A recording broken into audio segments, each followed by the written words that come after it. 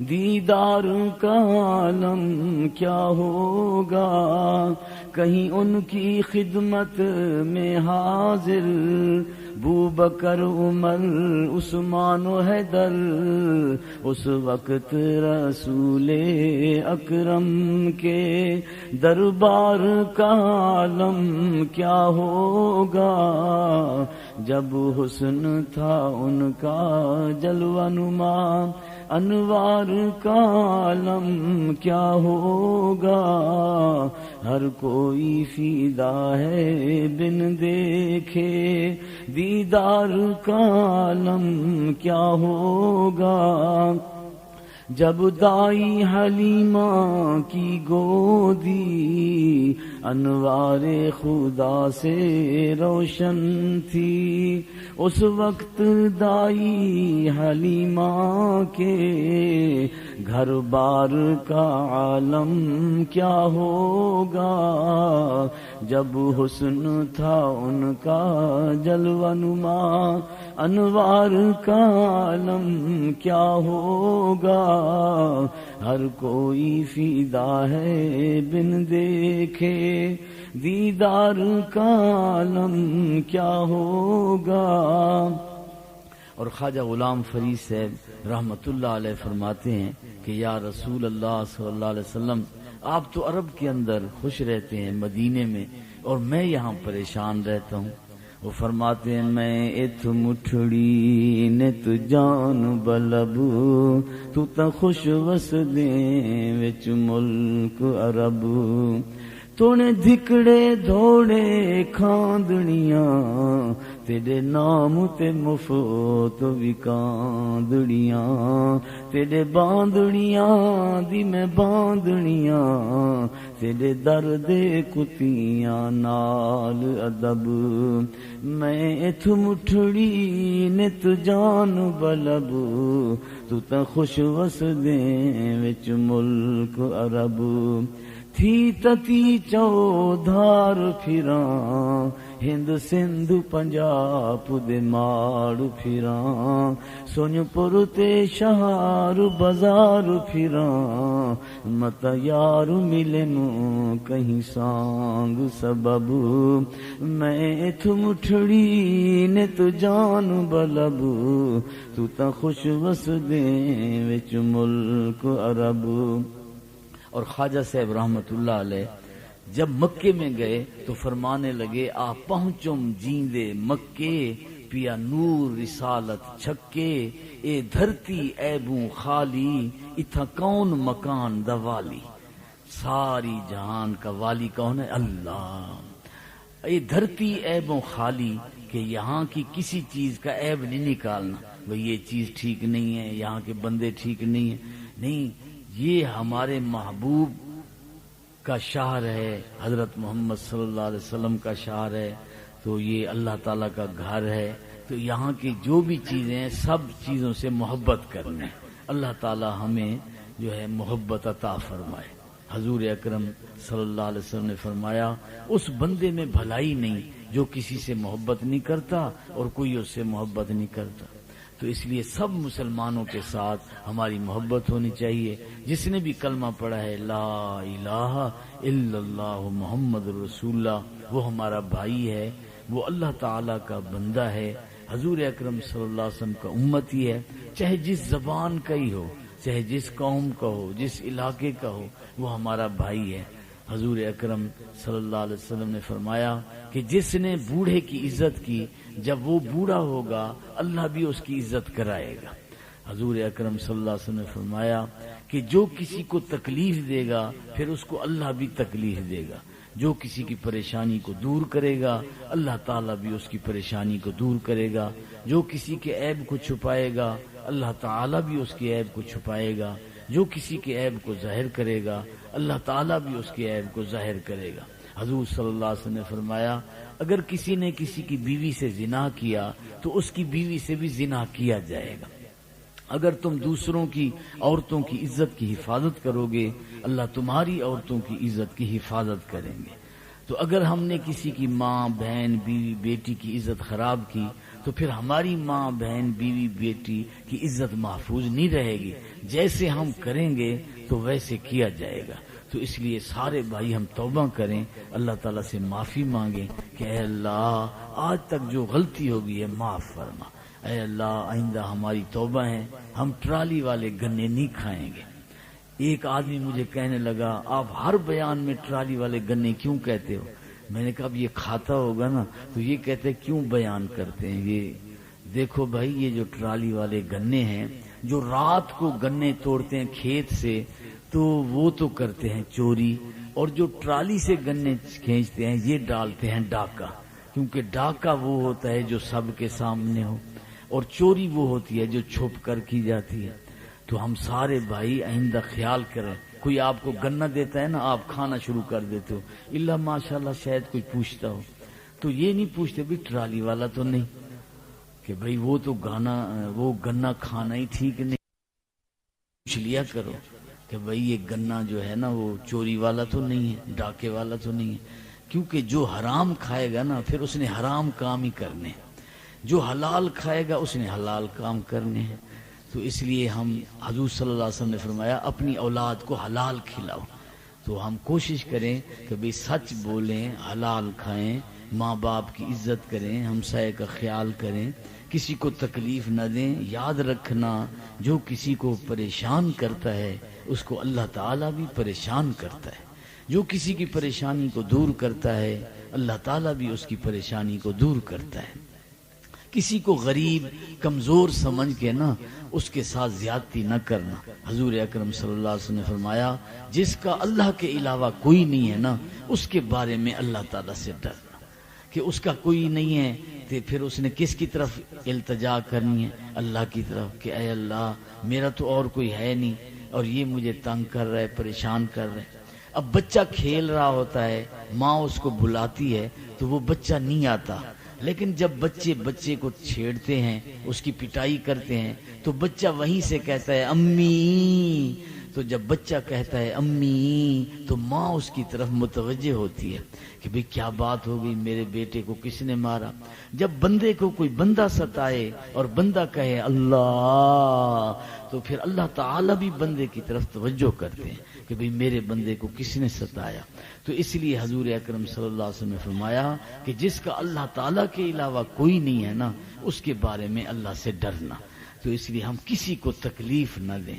حضور صلی اللہ علیہ وسلم نے فرمایا جس نے کسی کو تکلیف مسلمان کو دی اس نے مجھے تکلیف دی, اور جس نے مجھے تکلیف دی اس نے اللہ تعالیٰ کو تکلیف دی. اور آپ صلی اللہ علیہ وسلم کی گھر والی فرماتی ہیں کہ آپ صلی اللہ علیہ وسلم جب رات کو اٹھتے تھے تو جوتا ایسا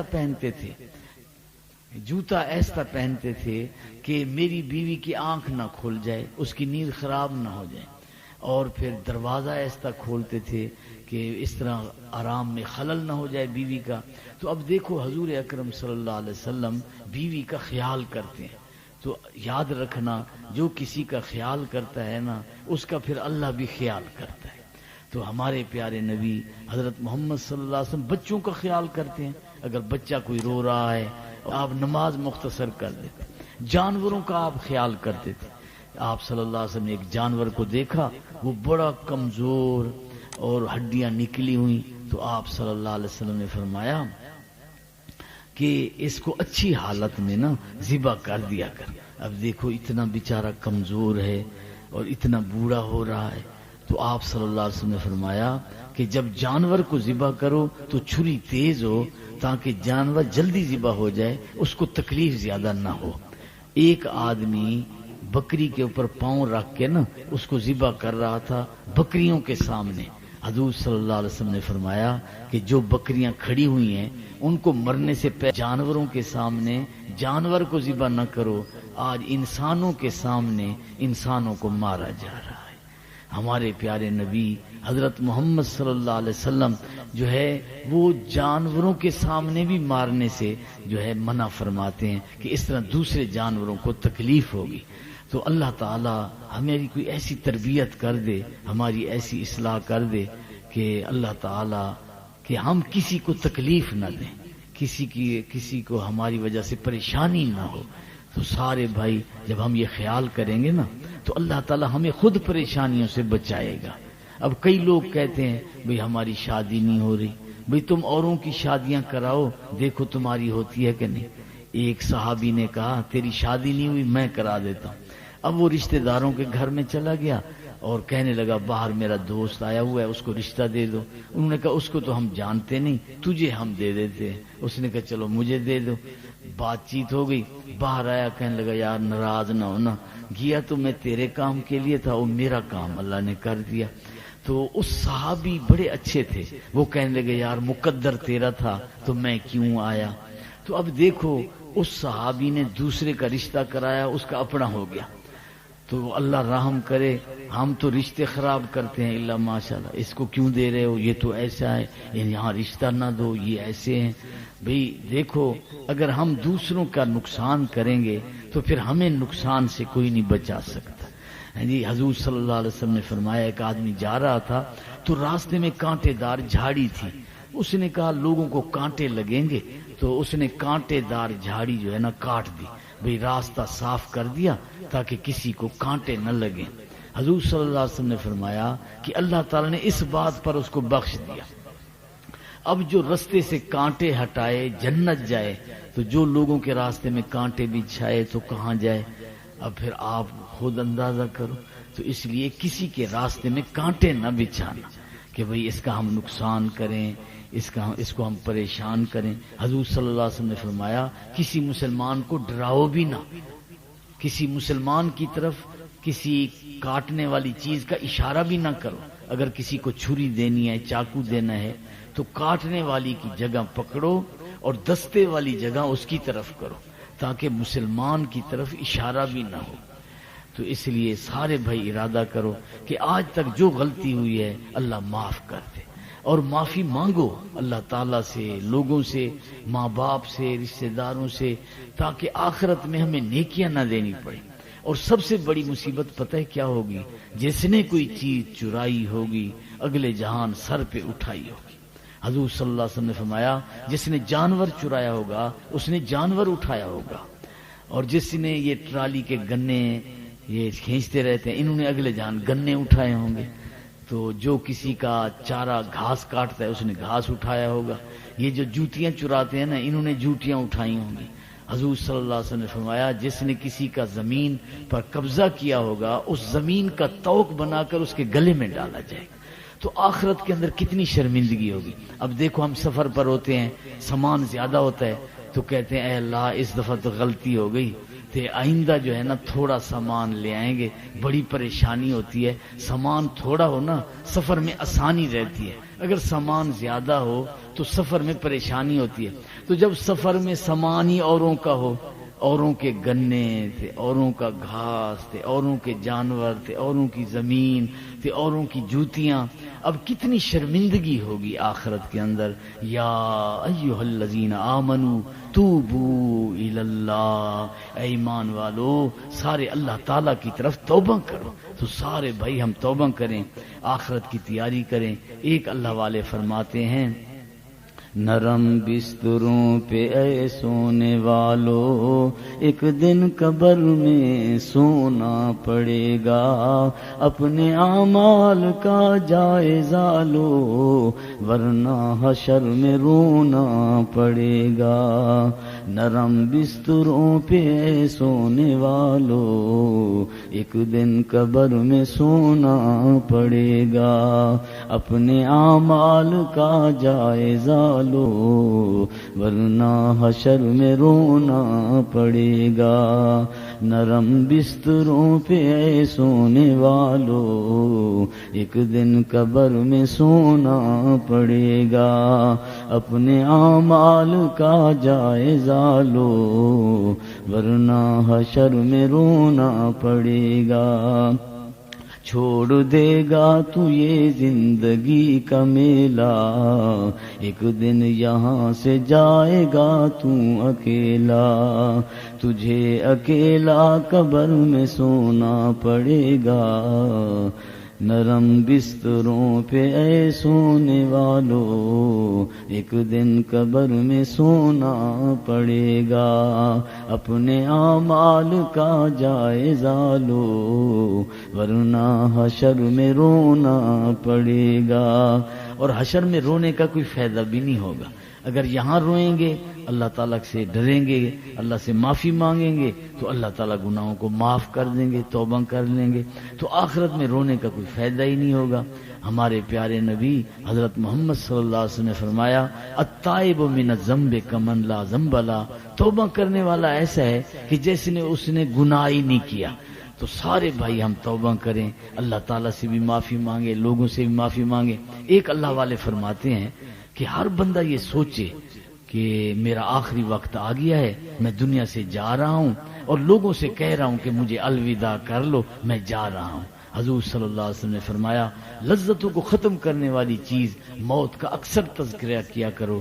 آپ نے فرمایا میں دو واعظ چھوڑ کے جا رہا ہوں، ایک بولنے والا جو قرآن ہے، ایک خاموش جو موت ہے۔ تو سارے بھائی جو ہے نا موت کو سوچا کرو، یاد کیا کرو، زندگی کا کوئی پتہ نہیں۔ یہ نہ سوچنا ہم بوڑھے ہوں گے تو مریں گے، جوانوں کی بھی قبریں ہیں، قبرستان میں بچوں کی بھی قبریں ہیں۔ تو ایک اللہ والے فرماتے ہیں کہ میرا جو ہے آخری وقت آ گیا ہے، سمجھو عالم خیال تصور میں، اور میں لوگوں سے کہہ رہا ہوں کہ لوگو مجھے الوداع کر لو، میں جا رہا ہوں۔ نہ میرے ساتھ بیوی جا رہی ہے، نہ میرے ساتھ میرے بچے جا رہے ہیں، نہ میرے ساتھ میرے ماں باپ جا رہے ہیں، نہ میرے ساتھ بہن بھائی جا رہے ہیں، نہ میرے ساتھ مال دولت جا رہی ہے، میرے ساتھ تو میرا ایمان ہے، میرے اعمال ہیں، میرے اللہ ہے۔ تو ہر بندہ یہی سوچے تو اللہ آخرت کا فکر عطا فرمائیں گے۔ وہ اللہ والے کا بیان سنیں موت کے بارے میں، وہ کہتا ہے الوداع کر گھنو دوستو، فانی دنیا تو ویندا پیاں، گھر سنبھالو میرے وارثو، پئی امانت میں دیندا پیاں، ساری عمراں میں دنیا کمائی، مرد ویلے میرے کم نہ آئی، ساری عمراں میں دولت کمائی، مرد ویلے میرے کم نہ آئی، اج ایہو میں سوچیندا پیاں، اج ایہو میں سوچیندا پیاں، الوداع کر گھنو دوستو، فانی دنیا تو ویندا پیاں، گھر سنبھالو میرے وارثو، پئی امانت میں دیندا پیاں، تساں جانو تے جانن جگیراں، میں تے چاہیے نہ کفن دلیراں، تساں جانو تے جانن جگیراں، میں تا چاہیے نہ کفن دلیراں، دیکھ گھنو کیا چاہیے نا، دیکھ گھنو کیا چاہیے نا، الوداع کر گھنو دوستو، فانی دنیا تو ویندا پیاں، گھر سنبھالو میرے وارثو، پئی امانت میں دیندا پیاں، اج آسن تے میں کو غسل دے سن، تند کپڑے میرے اج لہے سن، اج آسن تے میں کو غسل دے سن، تند کپڑے میرے اج لہے سن، اج ایہو میں سوچیندا پیاں، اج ایہو میں سوچیندا پیاں، الوداع کر گھنو دوستو، فانی دنیا تو ویندا پیاں، گھر سنبھالو میرے وارثو، پئی امانت میں دیندا پیاں، میرا زوری چچے سن جنازہ، میں کو رہن دے سن ہک لازہ، میرا زوری چچے سن جنازہ، میں قرآن ڈے سن ہکلالا میڈا زوری چچے سن جنازہ میں قرآن ڈے سن ہکلالا اج ایہو میں سوچیندا پیاں اج ایہو میں سوچیندا پیاں الوداع کر گھنو دوستو فانی دنیا تو ویندا پیاں گھر سنبھالو میرے وارثو پئی امانت میں دیندا پیاں پڑھاں کلمہ تے تھیواں روانہ رحمت اللہ دی ہے کم آنا پڑھاں کلمہ تے تھیواں روانہ رحمت اللہ دی ہے کم آنا لج اللہ کو دیندا پیاں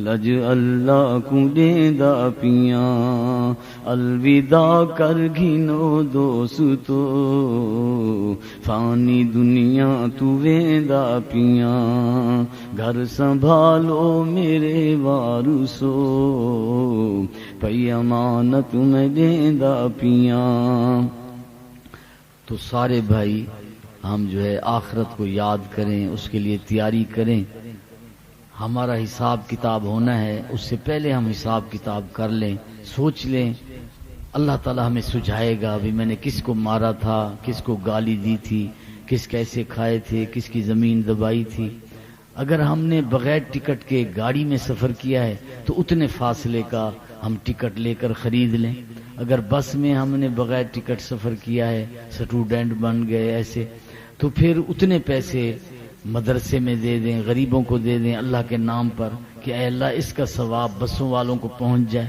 اگر جس کے پیسے دینے تھے فوت ہو گیا اس کی اولاد کو دے دیں بھئی آپ کے والد صاحب کو میں نے یہ حق دینا تھا تو اس طرح ہم تیاری کریں آخرت کی ورنہ پھر مرتے وقت ہم پچھتائیں گے ہم روئیں گے ہمارا ہمسایہ تھا تو جب آخری وقت آیا تو رونے لگ گیا کہنے لگا شاہ صاحب کو بلاؤ میں چلا گیا تو مجھے کہنے لگا کہ میں نے ایک آدمی کی پٹائی کی تھی اب اللہ میری پٹائی کرے گا تو میں نے کہا آپ نام بتا دو ہم ان سے آپ کے لیے معافی مانگ لیں گے تو اب دیکھو مرتے وقت وہ رو رہا تھا کہ بھئی اب اگلے جہان میری پٹائی ہوگی تو مرتے وقت پھر ہم پچھتائیں گے بھی ہم کسی کو نہ مارتے کسی کو گالی نہ دیتے کسی کے پیسے نہ کھاتے کسی کا حق نہ دباتے کسی کو پریشان نہ کرتے کسی پر الزام نہ لگاتے کسی کا گلا غیبت نہ کرتے تو آج موقع ہے مرنے سے پہلے پہلے حضور اکرم صلی اللہ علیہ وسلم نے فرمایا کہ زندگی کو موت سے پہلے غنیمت سمجھو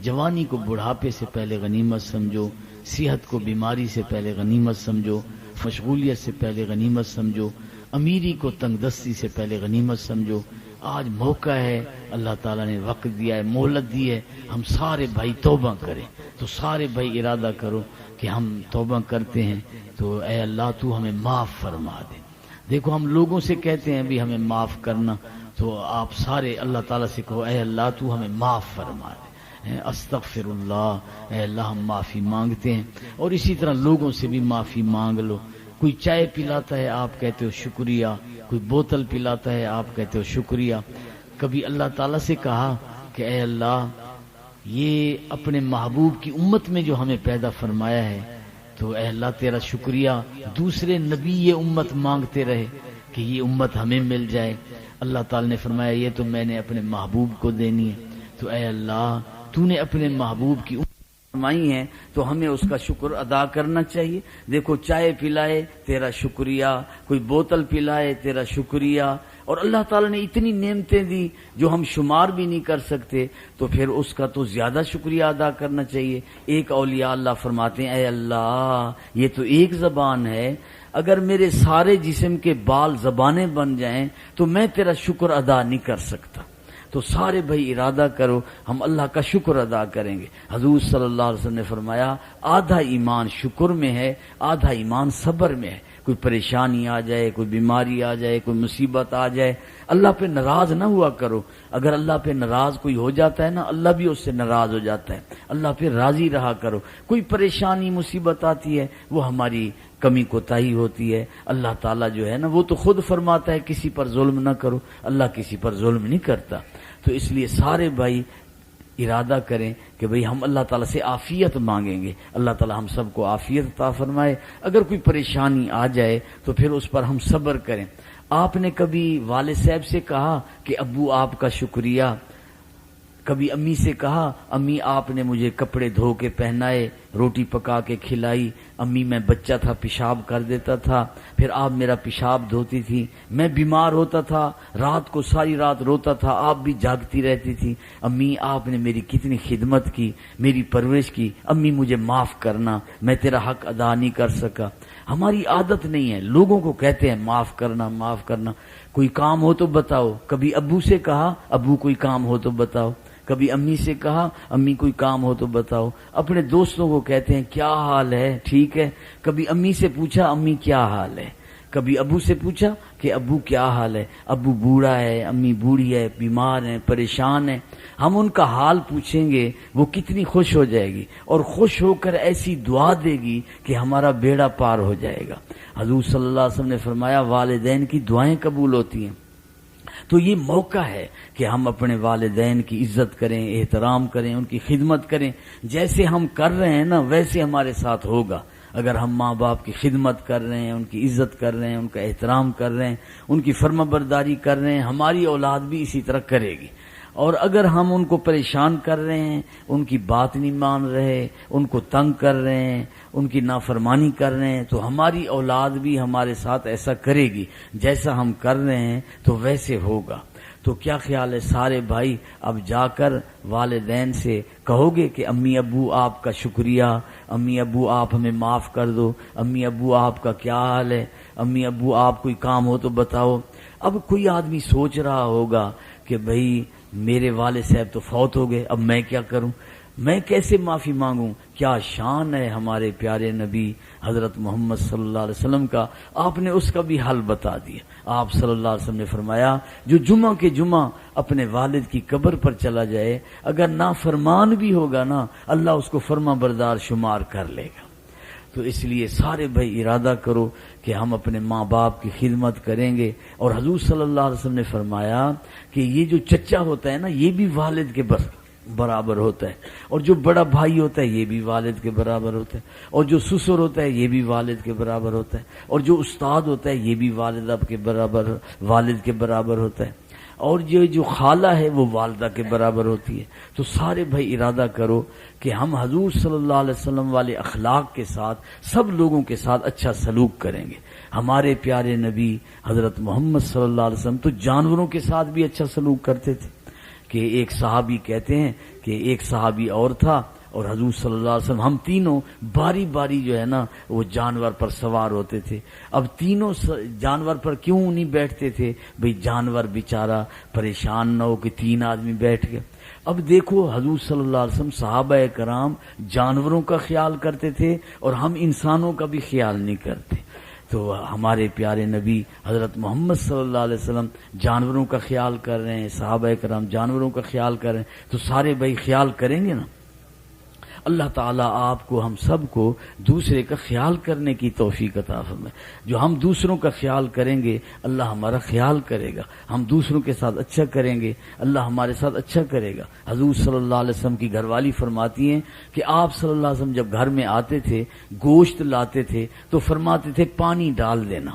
آپ صلی اللہ علیہ وسلم نے فرمایا پانی زیادہ ڈال دیا کرو، اور جو ہے نا یہ سالن جو ہے نا ہمسائے کے گھر دے دیا کرو، کہ جو حضور صلی اللہ علیہ وسلم نے فرمایا لوگوں کے گھروں میں کھانا بھیجتا ہے، کھانا بھیجنے والے کے گھر میں اللہ کھانا بھیجتا ہے۔ تو جتنا ہم لوگوں کو کھلائیں گے اللہ ہمیں اتنا کھلائے گا۔ اگلے جہان جنتیوں کی بھی لین ہوگی، جہنمیوں کی بھی لین ہوگی۔ ایک جہنمی پہچان لے گا ایک جنتی کو، کہے گا یاد ہے تجھے پانی پلایا تھا، ایک حدیث میں ہے کہ تجھے وضو کا پانی دیا تھا، تو میں اب جہنم میں جا رہا ہوں، تو پھر اس نے کہا میں اب کیا کروں؟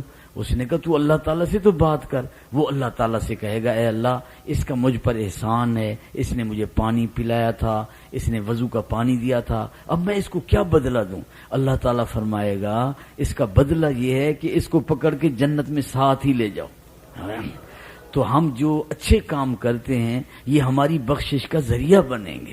تو سارے بھائی ارادہ کرو کہ ہم لوگوں کے ساتھ اچھا سلوک کریں گے. پہلے ویسے ہم بڑی خیرات کیا کرتے تھے، بھئی یہ سالن بچ جائے گا، خراب ہو جائے گا، چلو بھئی یہ ہم غریبوں کو دے دیں، بھئی یہ گوشت خراب ہو جائے گا، دودھ خراب ہو جائے گا، رشتہ داروں کو، ہمسایوں کو مدرسے میں دیتے تھے. اب الحمدللہ جب سے فرج آئی ہے نا، تو فرج کی الماری تے کنجوسی کی بیماری، بس جو چیز بچتی ہے وہ فرج کے اندر. بھئی اللہ کے بندو، جتنا ہم اللہ کے بندوں کو خرچ کریں گے اتنا اللہ ہمیں دے گا. حضور صلی اللہ علیہ وسلم نے فرمایا ہے کہ میں قسم اٹھاتا ہوں اللہ کے راہ میں خرچ کرنے سے کمی نہیں آتی. اللہ فرماتے ہیں یا ابن آدم انفق ینفق علیک، اے آدم کے بیٹے تو لوگوں پر خرچ کر، میں اللہ تجھ پہ خرچ کروں گا. تو سارے بھائی ارادہ کرو کہ ہم سخاوت کریں گے. حضور صلی اللہ علیہ وسلم نے فرمایا کنجوس جتنی عبادت کر لینا جائے گا جہنم میں. اب آپ کہو گے بھی کنجوس کا کیسے پتہ چلتا ہے؟ کہ کنجوس ایسا ہوتا ہے کہ نہ خود کھاتا ہے، نہ بچوں کو کھلاتا ہے، نہ مدرسے میں دیتا ہے. کہتے ہیں مہنگائی ہو گئی ہے زیادہ، اب بھوک لگ رہی ہے، کہتے ہیں 100 روپیہ توڑوائے نا پھر ختم ہو جائے گا، چھوڑو ایسے ہی گزارا کرو. اور اس کی نشانی یہ ہے کہ جب کوئی چیز کھا رہا ہو نا، کوئی آ رہا ہو، کہتا ہے مصیبت آ گئی، اب اس کو کھلا بندے کو کہاں لے جائے گی؟ جنت میں. اور کنجوسی آدمی کو کہاں لے جائے گی؟ جہنم میں. تو اللہ تعالیٰ بچائے. تو سارے بھائی ارادہ کرو کہ آج تک جو غلطی ہوئی ہے، کمی کوتاہی ہوئی ہے، اللہ معاف کر دے. اور ہم جو ہے نا اب آئندہ جو بھی کام کریں گے اللہ تعالیٰ کے حکم کے مطابق کریں گے اور حضور اکرم صلی اللہ علیہ وسلم کے طریقے کے مطابق کریں گے. حضور اکرم صلی اللہ علیہ وسلم نے فرمایا کہ لا نبی بعد، میرے بعد کوئی نبی. تو اب یہ دین کی محنت جو ہے ہم نے کرنی ہے. حضور اکرم صلی اللہ علیہ وسلم جہاں نہیں جا سکے تھے وہاں آپ نے صحابہ سے خط لکھوا کر بھجوائے تھے، ان کو دین کی دعوت دی تھی کہ تم مسلمان ہو جاؤ تو تمہاری رعایا کبھی تمہیں. تو یہ حضور صلی اللہ علیہ وسلم کا خط ہے، تو آپ زیارت کر لیں کہ حضور اکرم صلی اللہ علیہ وسلم نے بحرین کے حاکم منذر بن ساوا کو ایک صحابی سے خط لکھوا کر بھیجا تھا. تو یہ وہ خط ہے جس میں آپ نے اس کو اسلام کی دعوت دی ہے. تو دیکھو حضور صلی اللہ علیہ وسلم خود بھی دین کی تبلیغ فرماتے تھے اور جاتے تھے جہاں خود نہیں جا سکتے تھے تو صحابی سے خط لکھوا کر اس کو بھجواتے تھے. کئی بادشاہ مسلمان ہو گئے تھے. اور یہ جو انگلی آپ کو نظر آ رہی ہے تو اس انگلی کے پاس کوئی گول گول نشان نظر آ رہا ہے آپ کو؟ یہ جو گول نشان ہے کالا، یہ حضور صلی اللہ علیہ وسلم کی مہر ہے. آپ صلی اللہ علیہ وسلم نے فرمایا کہ بادشاہ جو ہے یہ بغیر مہر کے خط قبول نہیں کرتے. تو اس لیے آپ صلی اللہ علیہ وسلم نے چاندی کی مہر بنوائی اور اس پر محمد الرسول اللہ لکھوایا. جب کسی بادشاہ کو صحابی کے ذریعے خط لکھواتے تھے، بھیجتے تھے تو یہ مہر لگا دیتے تھے. تو اس طرح بادشاہ وہ اس خط کو قبول کر لیتے تھے. تو آپ بھی سب ارادہ کرو کہ جس طرح ہمارے پیارے نبی حضرت محمد صلی اللہ علیہ وسلم نے دین کی تبلیغ فرمائی، جہاں خود تشریف لے گئے اور جہاں تشریف نہیں لے جا سکے تو وہاں پر اس طرح آپ نے خط بھیجے، اس طرح آپ نے محنت کی، کوشش کی، ان کا فکر کیا. تو ہم بھی اسی طرح دین کی محنت کریں گے اور جو بھی دین کے شعبے ہیں سب کے ساتھ ہم تعاون کریں گے. تو سارے بھائی ارادہ کرتے ہیں. دیکھو ارادہ کرنا ہمارا کام ہے اور مدد کرنا کس کا کام ہے؟ حضور صلی اللہ علیہ وسلم نے فرمایا کہ نیت المومن خیر من عملہ، مومن کی جو نیت ہے نا وہ اس کے عمل سے بھی بہتر ہے. تو سارے بھائی نیت کر لو کہ ہم ساری دنیا میں جائیں گے اور دین کو پھیلائیں گے اور دین کی محنت کریں گے اور دین کے جتنے شعبے ہیں سب کے ساتھ تعاون کریں گے، دعا کریں گے. جی تو سارے بھائی کوشش کریں گے نا.